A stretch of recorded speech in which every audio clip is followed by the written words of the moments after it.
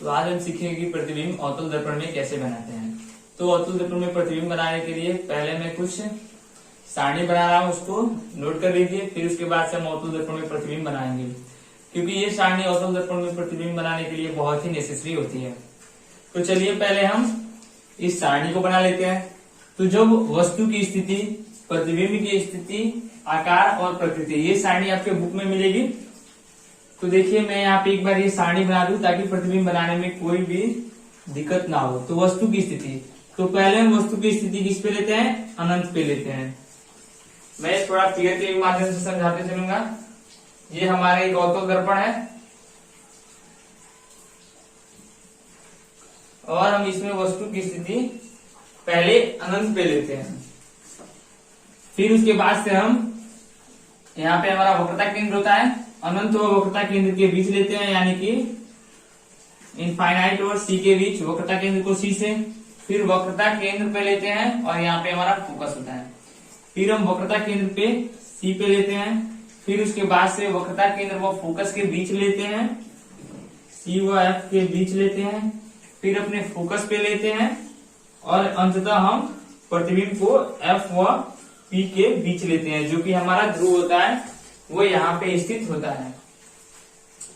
ठीक है, तो हम ये देख रहे हैं कि क्रम वाइज अनंत, यानी कि हमारा जो प्रतिबिंब है वो इस तरफ बढ़ रहा है, दर्पण की तरफ। पहले तो अनंत पे था, फिर उसके बाद अनंत व वक्रता केंद्र पे था, फिर उसके बाद वक्रता केंद्र पे, फिर वक्रता केंद्र व फोकस के बीच पे, फिर फोकस व और ध्रुव के बीच पे। तो 1 2 3 4 5 6 नंबरिंग कर लेते हैं। 1 2 3 4 5 6। तो यहां से हमें यह पता चलता है कि अवतल दर्पण पे 6 स्थितियां होती हैं जिसपे हम प्रतिबिंब का निर्माण कर सकते हैं। तो आप ये नोट कर लीजिएगा कि अवतल दर्पण पे कुल प्रतिबिंब बनाने की 6 स्थितियां होती हैं। इससे पहले यदि आप हमारे चैनल पर हैं तो चैनल को सब्सक्राइब कर लें, वीडियो पसंद आता है तो लाइक और शेयर जरूर करें। तो देखिए ये हो गया। अब आइए हम वस्तु की स्थिति में आते हैं। अब आ जाते हैं प्रतिबिंब की स्थिति। वस्तु की स्थिति हो गई और प्रतिबिंब की स्थिति। तो देखिए बेहद ही आसान है प्रतिबिंब की स्थिति याद करना।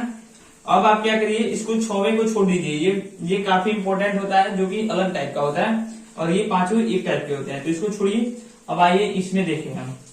तो जो वस्तु अनंत पे रहे, तो जब अनंत पे रहे तो यहाँ से 5वें से हम क्या करेंगे, ऊपर की तरफ लिख देंगे, यानी कि यहाँ पे लिख देंगे एफ। इधर ये ऊपर से नीचे की तरफ था, अब नीचे से ऊपर की तरफ लिख देंगे यहाँ से 5वें से। तो देखिए अनंत पे रहे तो प्रतिबिंब फोकस पे, अनंत वक्रता केंद्र के बीच रहे तो प्रतिबिंब सी व एफ के बीच, सी पे रहे तो प्रतिबिंब सी पे ही, फिर सी पे रहे तो प्रतिबिंब सी पे ही, फिर केंद्र व वक्रता केंद्र व फोकस के बीच रहे तो प्रतिबिंब अनंत व वक्रता केंद्र के बीच, फिर फोकस पे रहे तो प्रतिबिंब अनंत पे। यानी कि इधर से हमने नीचे की तरफ लिखा और 5वें से हमने क्या किया कि नीचे से ऊपर की तरफ लिख दिया। देखिए एफ से हमने ऊपर की तरफ इधर लिखा है और इधर अनंत से नीचे की तरफ, यानी कि इसका उल्टा ये है। ऐसे आप याद कर लेंगे और 6वें को हम लास्ट में बताएंगे, ये बेहद ही खास होता है। अब देखिए आ जाइए वस्तु की स्थिति में। तो जो प्रतिबिंब होती है वो आप देख रहे हैं कि वो दर्पण से दूर हट रही है। वस्तु की स्थिति दर्पण के पास जा रही थी और प्रतिबिंब दूर हटते आ रही है, क्योंकि पहले फोकस पे, उसके बाद वक्रता केंद्र पे, उसके बाद सी पे, अनंत पे, और फिर एकदम अनंत पे है। ठीक है, अब आइए आकार में बात करते हैं। तो पहले देखिए वस्तु का आकार, जब हम अनंत पे हमारा वस्तु रहता है और उसका फोकस पे जब प्रतिबिंब बनता है बेहद ही छोटा सा, तो उसका आकार होता है अत्यंत सूक्ष्म, बहुत ही छोटा होता है। तो एक बार इसको रफ करते हैं। अब देखिए लिखेंगे आकार में अत्यंत या अत्यंत छोटा, छोटा लिखे या सूक्ष्म लिखे, बात एक ही है। ठीक है, अब देखिए वस्तु की जो आकार होगी वो बढ़ती जाएगी, अत्यंत सूक्ष्म। अब सेकंड नंबर में आई जब वस्तु का प्रतिबिंब है जो सी व एफ के बीच बन रहा है और वस्तु की स्थिति अनंत व वक्रता केंद्र के बीच है, तो उसका प्रतिबिंब क्या हो जाएगा, छोटा। अत्यंत छोटा के बाद से क्या आ जाएगा, छोटा। ऐसे याद करिएगा, मैं एक बार अभी बताऊंगा। फिर फिर देखिए जब वक्रता केंद्र पे बन रहा है तो उसकी भी वक्रता केंद्र यानी कि प्रतिबिंब और वस्तु की स्थिति दोनों समान है, तो प्रतिबिंब क्या बनेगा, बराबर। अत्यंत छोटा, छोटा, बराबर। अब देखिए वस्तु की स्थिति वक्रता केंद्र और फोकस के बीच है, तो प्रतिबिंब की स्थिति अनंत व फोकस वक्रता केंद्र के बीच है, तो इसका क्या बनेगा, वस्तु से बड़ा, वस्तु से बड़ा। देखिए बेहद ही आसान हो गया, अत्यंत छोटा, छोटा, बराबर, वस्तु से बड़ा।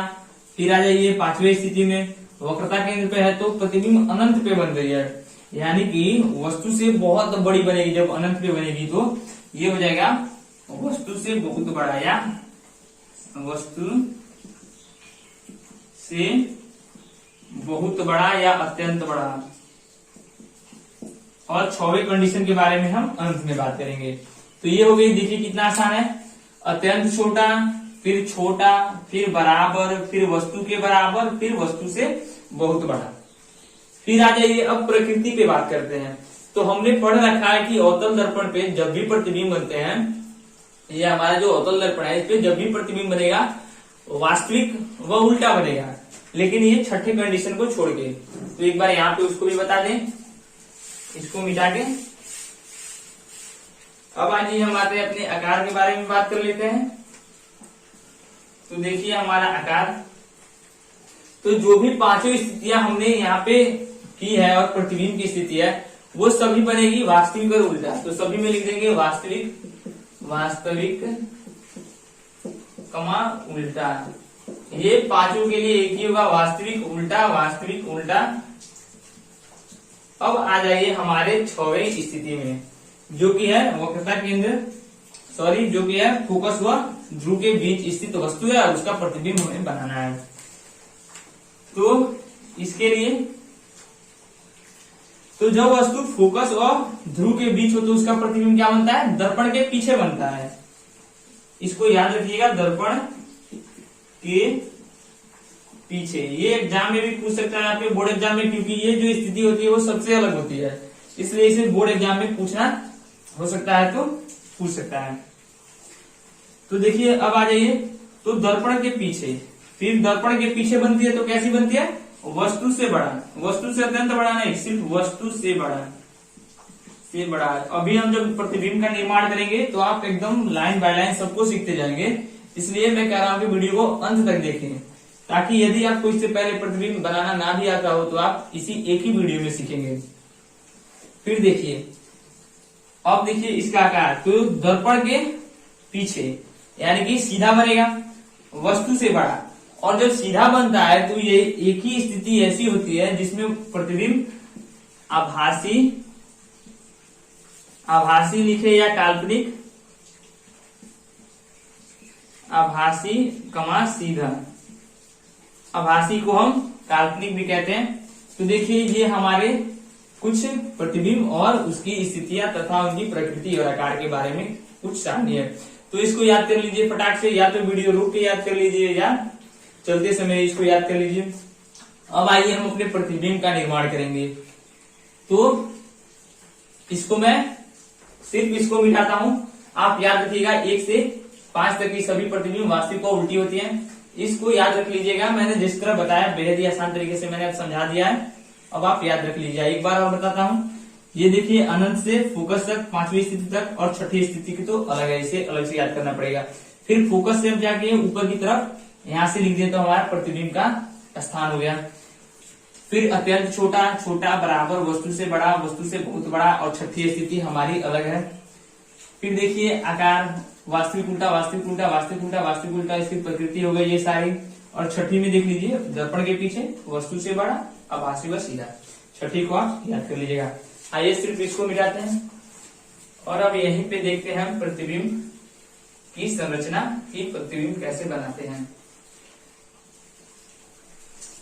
तो प्रतिबिंब बनाने से पहले यदि आपने बुक पढ़ा है या नहीं भी पढ़ा है तो कुछ स्थितियां होती हैं, कुछ प्रॉपर्टीज होते हैं जिन्हें हमें जानना चाहिए। कि यदि दर्पण के, इसको नोट कर लीजिएगा, मैं बोल रहा हूं और नोट कर लीजिएगा और फिगर के माध्यम से मैं समझा रहा हूं। ये हमारा अवतल दर्पण हो गया। और जो हमारी पहली बात है, जो पहला कथन होता है, यदि दर्पण के मुख्य अक्ष, यानी कि ये मुख्य अक्ष होता है जो कि P और C से जाता है, होती हुई जाती है, वो हमारी मुख्य अक्ष होती है। यदि दर्पण के, ये हमारा सीधी लाइन मुख्य अक्ष है, एक बार लिख देता हूं, मुख्य अक्ष।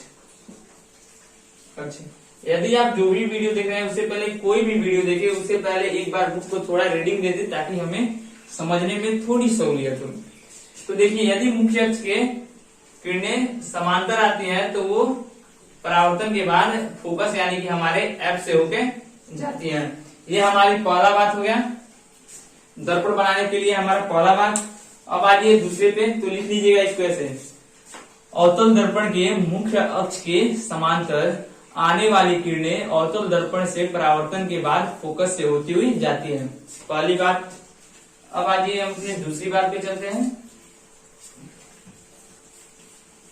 तो इसमें भी ये हमारा अवतल दर्पण हो गया और ये हमारा हो गया मुख्य अक्ष और ये हमारा हो गया फोकस F और ये C। तो दूसरी हमारी स्थिति ये होती है कि फोकस लाइन थोड़े टेढ़ी हुई है, तो दूसरी स्थिति में फोकस से आने वाली किरणें दर्पण से परावर्तन के बाद मुख्य अक्ष से समांतर हो जाती है। देखिए, ये किरणें हैं, तीर से मैं बताया हूं, फोकस से जा रही हैं और दर्पण से परावर्तन के बाद मुख्य अक्ष के समांतर हो जाती हैं। तो दूसरी स्थिति में लिख लेंगे, अवतल दर्पण के फोकस से आने वाली किरणें दर्पण से परावर्तन के बाद मुख्य अक्ष के समांतर हो जाती हैं। ये हमारी दूसरी स्थिति। और जो हमारी तीसरी स्थिति होती है वो होती है, पहले मैं अवतल दर्पण बना लेता हूं। आप अवतल दर्पण बनाना आपको आता ही होगा कि वैसा दर्पण जिसका परावर्तक सतह धंसा हो उसे हम अवतल दर्पण कहते हैं। ये आपने पढ़ रखा है और नहीं पढ़ रखा है तो एक बार बुक उठा के पढ़िए, उसमें सब दिया होगा। तो ये हमारा ध्रुव होता है, ये फोकस होता है और ये वक्रता केंद्र होती है। और जो होता है ये तीसरा बात कि वक्रता केंद्र से अवतल दर्पण के परावर्तक सतह पे पड़ने वाली किरणें लंबवत होती है, इसलिए परावर्तन के बाद वह उसी दिशा में वापस लौट जाते हैं, यानी कि जिस दिशा से आएगा उसी दिशा में वापस जाएगा। हमने पढ़ रखा है कि किसी भी वृत्त को, मान लीजिए ये अवतल दर्पण जो भी होते हैं ये किसी खोखले गोले के भाग होते हैं। तो मान लीजिए ये हमारा खोखला गोला है और जो इसका वक्रता केंद्र होता है वो खोखले गोले का भी केंद्र होता है और इसका फोकस, तो देखिए हमारा मान लेते हैं ये हमारा वक्रता केंद्र है, यानी कि खोखले गोले का ये केंद्र है। और इससे हम यदि कहीं पे भी त्रिज्या खींचे, कोई त्रिज्या खींच लीजिए, वो हमारे गोलीय दर्पण के परिधि पे क्या होगी, लंब होगी। और जब लंब होगी तो किरणें जाएंगी तो उसी दिशा में वापस आ जाएंगी, यानी कि 90 डिग्री का कोण बनाती हैं और फिर 90 डिग्री का कोण बनाते हुए परावर्तित हो जाती हैं। क्योंकि हमने परावर्तन का नियम पढ़ रखा है कि किरणें जितने कोण पे आपतित होती है परावर्तन के बाद उतने ही कोण पे परावर्तित होती है। तो ठीक है, तो इसके लिए हम लिखेंगे अवतल दर्पण के वक्रता केंद्र से आने वाली किरणें दर्पण के परावर्तक सतह पे लंब होती है, इसलिए वह किरणें पुनः उसी पथ पे वापस लौट जाते हैं। एक बार फिर से, अवतल के वक्रता केंद्र से आने वाली किरणें दर्पण के परावर्तक सतह पे लंबवत होती हैं, इसलिए किरणें अपने मुख्य पथ पे वापस लौट जाती हैं। तो ये तीन स्थितियां थी, इसे आप याद कर लीजिए ताकि हमें दर्पण से प्रतिबिंब बनाने में काफी आसानी हो। तो अब आइए हम प्रतिबिंब की ओर चलते हैं।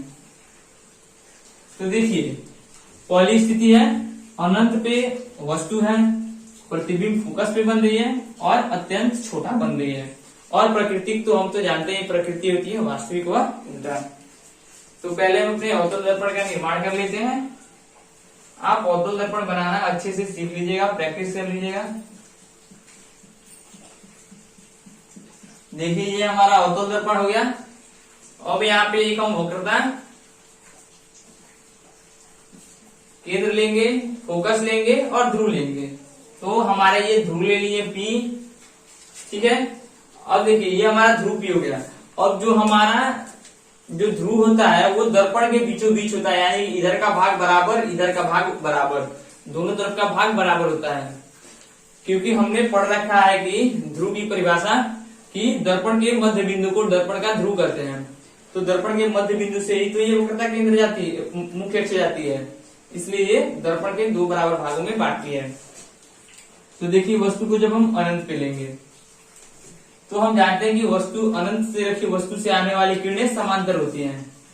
तो ये किरणें मुख्य अक्ष के समांतर होगी, और हमने पहली स्थिति पढ़ रखी है कि जब किरणें मुख्य अक्ष के समांतर हो तो परावर्तन के बाद फोकस से जाती हैं।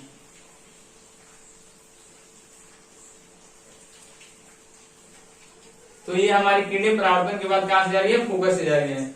तो देखिए पहले आपको एफ सी जो भी है उसको नहीं दर्शाना है, पहले आप रेखा खींचे, फिर इसको किसी एक बिंदु पर दोनों को मिलाएं, और फिर जहां पे मिल रही है वहां पे एफ लिखें, और उसके बाद से सी लिखें, या नहीं लिखेंगे तो भी चलेगा क्योंकि यहाँ पे सी का कोई काम नहीं है। ठीक है, तो देखिए किरणें अनंत पे हैं, यानी कि वस्तु अनंत पे है, तो किरणें आएंगी तो समांतर आएंगी, जो कि मुख्य अक्ष के समांतर होगी, और समांतर किरणें मुख्य अक्ष के समांतर किरणें दर्पण से परावर्तन के बाद फोकस से होती हुई जाती हैं।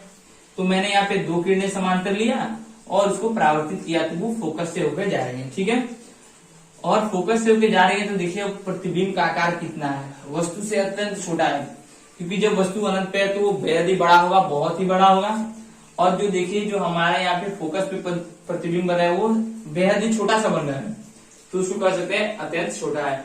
और ये प्रतिबिंब उल्टा क्यों होगा, क्योंकि देखिए नीचे वाली किरणें जा रही है तो वो परावर्तन के बाद ऊपर की तरफ हो जा रही है, और जो ऊपर वाली किरणें है वो परावर्तन के बाद नीचे की तरफ हो जा रही है, इसलिए प्रतिबिंब क्या होगा, उल्टा होगा। और आपको ये ध्यान में रहे कि या नोट कर लीजिए कि प्रतिबिंब बनाने के लिए हमें कम से कम दो प्रकाश की आवश्यकता होती है, और अनंत और दो से अधिक तो अनंत तक, यानी कि कम से कम हम लेंगे तो दो प्रकाश लेंगे, दो प्रकाश की किरणें लेंगे, और उससे आगे अनंत तक जितना चाहे उतना ले सकते हैं। ठीक है, तो ये हमारी पहली स्थिति हुई प्रतिबिंब बनाने की। यहाँ पे लिख देता हूं कि वस्तु अनंत पे है तो उससे आने वाली प्रकाश किरणें मुख्य अक्ष के समांतर होगी, और हमने पढ़ा है कि प्रतिबिंब बनाने के लिए कम से कम दो किरणों की आवश्यकता होती है। तो पहली किरण एक और ये दो, दोनों आई और दर्पण से परावर्तन के बाद, क्योंकि ये मुख्य अक्ष के समांतर है इसलिए फोकस पे एक दूसरे को काटे, और फोकस पे काट रहे हैं तो उनका प्रतिबिंब बेहद ही छोटा बन रहा है, इसलिए अत्यंत छोटा। और हम देख रहे हैं कि ऊपर वाली किरणें नीचे की तरफ और नीचे वाली किरणें ऊपर की तरफ, इसलिए प्रतिबिंब उल्टा हो जाएगा और वास्तविक होगा, उल्टा होगा तो वास्तविक होगा। तो ये हमारी पहली हो गई, चाहे तो यहाँ पे लिख लीजिएगा प्रतिबिंब की स्थिति, फोकस पर एफ पर, फिर आकृति अत्यंत छोटा, जो सारणी में लिखवाया है छोटा, फिर उसकी प्रकृति वास्तविक हो उल्टा, वो उल्टा। तो मैंने एक में लिख के बता दिया, आप सभी में लिख लीजिएगा। आप क्या कीजिएगा, सभी में सिर्फ ये चेंज, वास्तविक उल्टा तो 5वें तक रहेगा, ये दोनों चेंज कर लीजिएगा और आप लिख लीजिएगा। तो आइए अपने अगले प्रतिबिंब पे बढ़ते हैं। इतने अच्छे से समझा दूंगा कि आपको एक ही वीडियो में प्रतिबिंब बनाना पूरा आ जाएगा, इसलिए कह रहा हूं कि वीडियो अंत तक देखिए। तो देखिए अब दूसरी स्थिति में वस्तु अनंत व वक्रता केंद्र के बीच होगी, प्रतिबिंब बनेगा फोकस व वक्रता केंद्र के बीच, और छोटा बनेगा वस्तु से। तो देख लीजिए ये हमारा एक अवतल दर्पण हो गया। पहले आप अवतल दर्पण बनाने की प्रैक्टिस कीजिए, क्योंकि जो हमारी लाइन वाली कॉपी आती है उस पर दर्पण बनाना बहुत ही आसान हो रहा है। देखिए ये हमारा दर्पण टेढ़ा है, लेकिन आप बनाइएगा तो आपका सीधा होगा। आप वो चंद्रमा आता है उससे बनाइएगा, ठीक है। और यहाँ पे इसका मुख्य अक्ष हो गया, जो कि यहाँ पे P, और मैं P के बारे में आपको बता चुका हूं पहले वाले में ही। अब देखिए आप पहले फोकस व वक्रता केंद्र किसी को मत दर्शाइएगा। पहले देखिए क्या कह रहा है, वस्तु अनंत व वक्रता केंद्र के बीच है, यानी कि हम यहाँ पे कहीं पे एक वस्तु ले लेंगे, कहीं पे एक वस्तु लेंगे और वो अनंत व वक्रता केंद्र के बीच होगा। और फिर देखिए वहां से एक समांतर किरणें भेजेंगे जो कि मुख्य अक्ष के समांतर होगी, और ये हमारी वस्तु है ए बी, इसका नाम दे देते हैं। और मुख्य अक्ष की पहली किरण समांतर भेजेंगे और पढ़ेंगे कि समांतर किरणें परावर्तन के बाद फोकस से होके जाती हैं। ये एफ से होके जाएगी और जब चली जाएगी तो यहाँ पे एफ दे दीजिएगा। आपकी जहां मर्जी वहां से इस किरण को भेजिएगा और जहां पे काटेगी वहीं पे एफ दीजिएगा, ठीक है। और दूसरी किरण हम क्या करते हैं, वक्रता केंद्र से लेते हैं। और हमने पढ़ा कि वक्रता केंद्र से जाने वाली किरणें परावर्तक सतह पे लंबवत होती है, इसलिए वो उसी दिशा में उसी पथ पे वापस लौट जाती हैं। और देखिए तो अब यहाँ पे हम सी लिख देंगे। अब देखिए दोनों एक दूसरे को कहाँ पे काट रही हैं, वक्रता केंद्र व सी के बीच। और यहाँ पे मुख्य अक्ष से एक लंब डालेंगे जहां पे वो हमारी प्रतिबिंब हो जाएगी ए डैश डी डैश।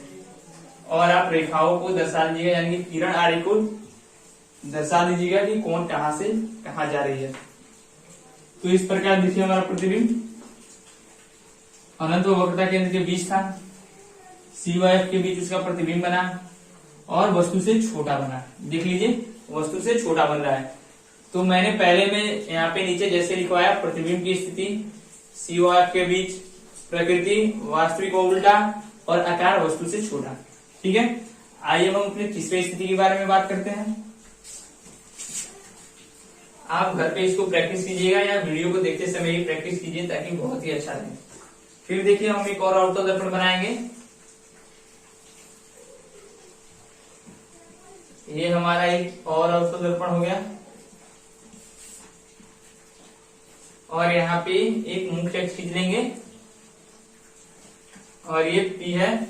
अब देखिए कह रहा है कि वस्तु की स्थिति वक्रता केंद्र पे, प्रतिबिंब वक्रता केंद्र पे बन रही है और बराबर बन रही है। तो देखिए पहले क्या करेंगे, पहले हम यहाँ पे एक वस्तु बना लेंगे जो कि वक्रता केंद्र पे है, सी पे है। और फिर क्या करेंगे, जस्ट उसके नीचे इसी के बराबर एक और वस्तु बना लेंगे। देखिए ये भी सी पे है, ठीक है। अब यहाँ से क्या करेंगे, मुख्य अक्ष के समांतर पहली किरण भेजते हैं और उसको ऐसे परावर्तित करेंगे कि यहाँ से काटती जाए, यहाँ से देखिए छूती हुई चली जाए और यहाँ पे हम तब एफ मान लेंगे। फिर दूसरी किरण भेजेंगे तो पहले यहाँ से क्या कीजिए, एक समांतर किरण ले लीजिएगा। देखिए क्योंकि ये प्रतिबिंब बनाना बहुत ही कठिन होता है। तो देखिए यहाँ से हम एक समांतर किरण लेंगे और फिर यहाँ से ऐसी किरण ले लीजिएगा कि ये यहाँ से देखिए इस प्रकार मिले। तो देखिए ये हमारा प्रतिबिंब भी बन गया और ये किरण फोकस से होकर जा रही है और उसी दिशा में परावर्तित हो जा रही है मुख्य अक्ष के समांतर। और दूसरी किरण मुख्य अक्ष के समांतर है तो वो फोकस से होती हुई जा रही है। अब यहाँ पे अपने हम प्रतिबिंब का नाम दे देते हैं बी डैश ए डैश और वस्तु का नाम ए बी दे देते हैं। तो देखिए इस प्रकार हमारी तीसरी स्थिति हो गई प्रतिबिंब की। वस्तु थी वक्रता केंद्र की, प्रतिबिंब वक्रता केंद्र में और वस्तु के बराबर बढ़ रही है, ठीक है। तो इस प्रकार से यदि आप प्रतिबिंब की प्रैक्टिस करते हैं तो आपका प्रतिबिंब कभी भी गलत नहीं होगा। मेरी थोड़ी लाइन टेढ़ी टेढ़ी हो रही है, आप जब स्केल से खींचिएगा तो सीधी होगी। तो देखिए अब अपने चौथी पे चलते हैं। तो देखिए हमारी चौथी स्थिति क्या है, वक्रता केंद्र व फोकस के बीच है। तो यहाँ पे हम पहले जैसा कि तीनों में किए हैं दर्पण बना लेंगे और उसके बाहरी सतह को गले कर देंगे। अब देखिए वस्तु कहाँ पे, अनंत व वक्रता केंद्र के बीच में है। तो उससे पहले हम अपना मुख्य अक्ष खींच लेते हैं जो कि पी से होती हुई जाती है ध्रुव से, और वस्तु हमारी कहाँ पे सी व एफ के बीच में है, ठीक है। तो पहले हम वस्तु लेंगे सी व एफ, मुख्य अक्ष पे कहीं पे भी नहीं लिखेंगे, पहले वस्तु लीजिएगा, नहीं तो वैसे आप बनाएंगे तो प्रतिबिंब कभी अच्छी होगी कभी गलती होगी। तो देखिए एक हम वस्तु ले लेते हैं जो सी व एफ के बीच है, लेकिन सी व एफ लिख नहीं रहे हैं। फिर हम जो पहली किरण लेते हैं वो मुख्य अक्ष के समांतर लेते हैं और जानते हैं मुख्य अक्ष के समांतर आने वाली किरणें परावर्तन के बाद फोकस से होती हुई जाती है। इसको और बड़ा कर लिए थोड़ा, देखिए हो गया। थोड़ा इंक नहीं है, थोड़ा इंक डाल लेते हैं, रुक जाइए। तो देखिए तो जो हमारी किरण मुख्य अक्ष के समांतर थी वो परावर्तन के बाद मुख्य अक्ष से होती हुई गुजर जा रही है। फिर देखिए अब हम दूसरी किरण लेंगे, जो कि हम जानते हैं कि वक्रता केंद्र से होती हुई लेते हैं। तो यहां से एक दूसरी किरण लेंगे जो कि वक्रता केंद्र से होती हुई जा रही है, और इसको थोड़ा मिटाते हैं, इसको और सीधा करते हैं। ये हमारा लाइन तिरछा हो रहा है, रुक जाइए।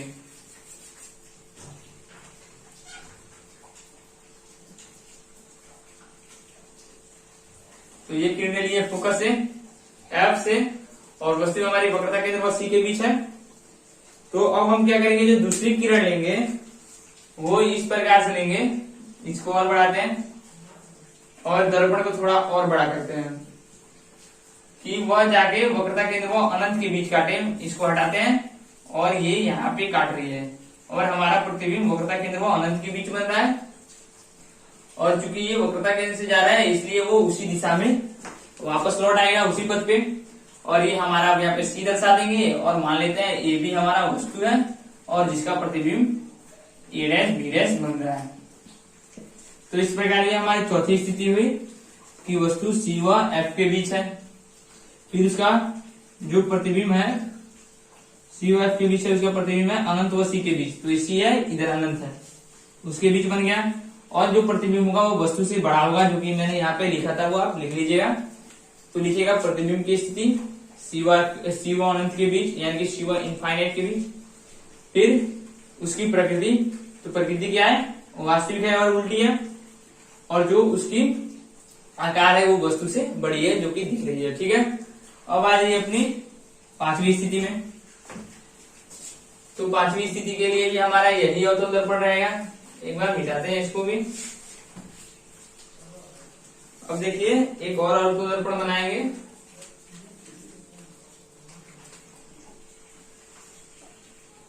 जिसका बाहरी भाग कलई किया गया रहता है लेप से, और उस पे भी एक मुख्य अक्ष खींचेंगे जो कि ध्रुव से होती हुई जाती है। और अब जो हमारी पांचवी स्थिति है उसमें जो वस्तु है वो अनंत पे है, उसकी प्रतिबिंब जो बन रही है वो वस्तु जो है वो फोकस पे, प्रतिबिंब अनंत पे बन रही है। तो वस्तु ये हमारी हो गई फोकस पे। फोकस का अभी नाम एफ नहीं लिखेंगे, तो सीधे ये वस्तु ले लेंगे हमारी फोकस पे है। ठीक है, तो फोकस पे जो वस्तु है तो उससे पहली किरण लेंगे, हर बार की तरह मुख्य अक्ष के समांतर, और परावर्तन के बाद ये फोकस होती जाएगी, क्योंकि वस्तु हमारी फोकस पे स्थित है। अब देखिए दूसरी किरण लेंगे, जो ये हमारा हो गया। अब देखिए, अब यहाँ पे हम दूसरी किरण लेंगे जो कि मुख्य अक्ष के एफ बिंदु से होती हुई जाएगी। तो पहले यहाँ पे कोई बिंदु मत दीजिए, पहले यहाँ से एक रेखा खींचिए जो कि इस प्रकार से जा रही हो, यानी कि इसको टच करती हुई जा रही है। तब यहाँ पे सी डालिए, यहाँ पे एफ डालिए, और फिर इसको ऐसे दर्शा दीजिए कि उसी पथ पे जा रही है और उसी पथ पे वापस आ रही है। जिस पथ पे जा रही है उसी से वापस आ रही है, क्योंकि वक्रता केंद्र से जाने वाली किरणें परावर्तक सतह पे लंब होती है, लंब किरणें पुनः उसी माध्यम में उसी पथ पे वापस आ जाती है। तो इसकी भी हो गई। अब देखिए ये किरणें प्रतीत हो रही है कि अनंत पे मिल रही है, अनंत पे जाके मिलेंगी, प्रतीत हो रही है, मिल तो नहीं रही है लेकिन प्रतीत हो रही है जी, अनंत पे जाके कहीं ना कहीं मिलेंगी। तो क्या हो जाएगा, वस्तु से बहुत बड़ा प्रतिबिंब बनेगा। जब अनंत पे मिलेगी तो वस्तु की जो प्रतिबिंब होगी वो बहुत बड़ी होगी। ठीक है, और देखिए वस्तु की जो प्रकृति होगी तो वास्तविक को उल्टा होगी, वास्तविक को उल्टा होगी। और जो वस्तु का जो हमारा प्रकृति का और जो वस्तु की स्थिति होगी वो अनंत पे, वस्तु की स्थिति एक बार वस्तु की स्थिति फोकस पे, तो उसकी प्रतिबिंब की स्थिति अनंत पे। फिर प्रतिबिंब की प्रकृति वास्तविक को उल्टा, और प्रतिबिंब की जो आकृति होगी वो वस्तु से बड़ी होगी, अत्यंत बड़ी होगी, बहुत बड़ी होगी। अब आ जाइए अपनी छठी स्थिति पे हम आते हैं। तो छठी स्थिति हमारी बेहद खास है, इसलिए इन सबको हम मिटाते हैं और इसको हम अच्छे से समझते हैं। तो देखिए इसके लिए हम एक अवतल दर्पण बनाते हैं जिसका बाहरी सतह कलई किया गया है।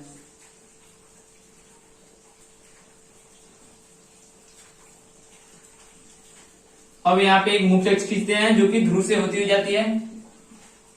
हर बार की तरह जैसे मैंने बताया वस्तु एफ और पी के बीच है, तो एफ और पी कहीं नहीं लिखेंगे, हम जानते हैं पी यहाँ पे है। अब यहाँ पे एक वस्तु एफ ले लेंगे, बेहद बड़ी वस्तु मत लीजिएगा, वस्तु छोटी लीजिएगा ताकि प्रतिबिंब आसानी से बने। तो ये हमारी ए बी वस्तु हो गई। अब देखिए पहली जो किरण लेते हैं वो तो हम मुख्य के समांतर लेते हैं, वो परावर्तन के बाद फोकस से होती हो जाती है, यानी कि यहाँ पे हमारा फोकस एफ है। और जब आप स्केल से इस किरण को खींचे उसी टाइम आप क्या करें, इस किरण को डॉटेड लाइन से पीछे की ओर बढ़ाएं, डॉटेड लाइन से पीछे की तरफ बढ़ा दें। फिर एक किरण लेंगे जो कि हम पिछले दो प्रतिबिंब बनाने के लिए लेते आ रहे हैं, चौथे और पांचवी स्थिति में, तो छठी स्थिति में सेम उसी तरह। अब देखिए एक लेंगे,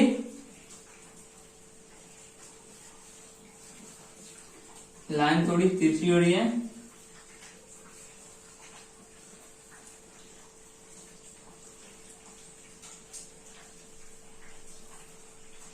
आप स्केल से खींचिएगा सीधी होगी।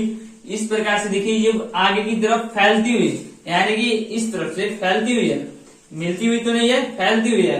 और जब आगे की तरफ फैल रही है तो हम उस स्थिति में क्या करते हैं, दर्पण के जो आरेख यानी कि जो किरण आरेख होते हैं उन्हें हम पीछे की तरफ बढ़ाते हैं, तो वो किरण आरेख पीछे की तरफ मिलते हैं। जब इसे आगे से फैलेगी तो पीछे की तरफ कहीं ना कहीं तो अवश्य ही मिलेगी।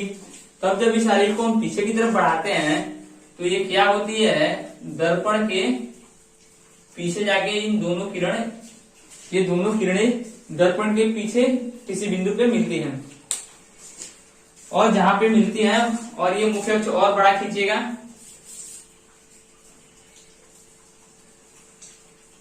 मुख्य अक्ष थोड़ा मेरा टेढ़ा मेढ़ा है, आप अच्छे से खींच लीजिएगा स्केल से सीधा। तो देखिए जहां पे ये किरणें मिलती है वहां से मुख्य अक्ष पे लब डालते हैं, ये वाला, और यही हमारी वस्तु की आकार स्थिति हो जाती है और प्रकृति। ये हमारी वस्तु ए डैश बी डैश हो गई, और जिसका प्रतिबिंब ए डैश बी डैश हो गया, वस्तु ए बी जिसका प्रतिबिंब ए डैश बी डैश। और तब यहाँ पे वक्रता केंद्र सी दर्शा दें, किरण आरेख को दर्शा दें कि किरणें कहाँ से, किरण आरेख पे किरणें कहाँ से जा रही है। तो देख लीजिए छठी स्थिति में पी व एफ के बीच, पी व एफ के बीच दर्पण के पीछे वस्तु, दर्पण के पीछे प्रतिबिंब वस्तु से बड़ा, यानी देखिए वस्तु इतना है, प्रतिबिंब इतना है, वस्तु से बड़ा है, ठीक है। और इसकी प्रकृति तो देख रहे हैं, जब प्रतिबिंब पढ़ेंगे, जब प्रतिबिंब सीधी होती है तो आभासी या काल्पनिक होती है, और वस्तु से सीधी होती है। तो ये टोटल हमारी 6 स्थितियां थी जिसमें हमने सीखा कि प्रतिबिंब कैसे बनाते हैं, जो कि बेहद आसान था। वीडियो को एक बार दो बार जरूर पीछे करके देखें ताकि बेहद ही अच्छे से समझ में आ जाए, और एक बार में समझ में आ रहा है तो कोई बात नहीं। तो चलिए बस वीडियो में इतना है। वीडियो पसंद आता है वीडियो को लाइक करें, चैनल पर तो चैनल को सब्सक्राइब करें तथा अन्य दोस्तों के पास शेयर करें।